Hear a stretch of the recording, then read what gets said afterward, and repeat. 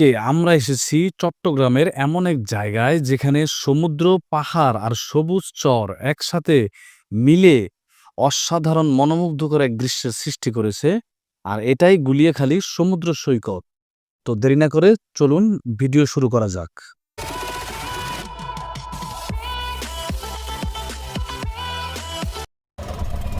Guys, আমরা এখন যাচ্ছি গুলিয়াখালী সমুদ্র সৈকত, গুলিয়াখালী বিচে যাচ্ছি। এই যে আমরা একটা সিএনজিতে, আপনারা যারা আসবেন তারা এরকম সিএনজি। চট্টগ্রাম শহর থেকে প্রায় ৩০ কিলোমিটার দূরে এই সৈকতে যাওয়ার পথটা সত্যি ছবির মতো সুন্দর। রাস্তার দুপাশে গাছ, গ্রামের দৃশ্য আর বাতাসে হালকা লবণের গন্ধ। মনে হয় শহরের কোলাহল থেকে বেরিয়ে এক শান্ত দুনিয়ায় চলে এসেছি। গুলিয়াখালীর মাটি যেন প্রকৃতির এক মায়া। এখানে সমুদ্রের পানি এসে মিশেছে সবুজ চরজুড়ে।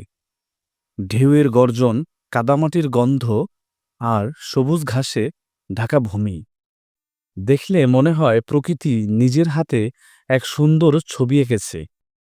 বন্ধুরা, গুলিয়াখালীর সৌন্দর্য এখানেই শেষ নয়। একদিকে বিশাল সমুদ্র আর দূরে তাকালে দেখা যায় পাহাড়ের সারি। নীল আকাশের নিচে সবুজ চর, সামনে নোনা জল আর পেছনে পাহাড়। এই দৃশ্যটা সত্যি অবিশ্বাস্য, অসাধারণ। এখানে দাঁড়িয়ে মনে হয় সমুদ্রের শান্তি আর পাহাড়ের শক্তি একসাথে বেঁচে আছে।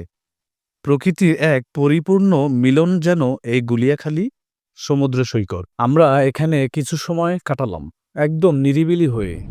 পায়ে কাদা মেখে হাঁটালাম, ঢেউয়ের সঙ্গে খেললাম। আর সূর্য যখন অস্ত গেল তখন পুরো আকাশ কমলা রঙে ভরে গেল।